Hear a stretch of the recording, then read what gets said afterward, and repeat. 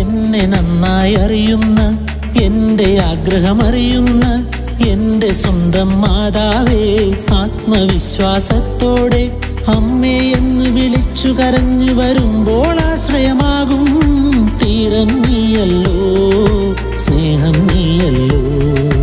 എന്നെ എന്നും സ്നേഹിക്കും, എന്നും എനിക്കായി പ്രാർത്ഥിക്കും എൻ്റെ സ്വന്തം മാതാവേ, ആത്മവിശ്വാസത്തോടെ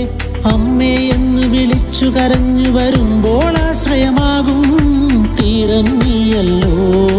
സ്നേഹം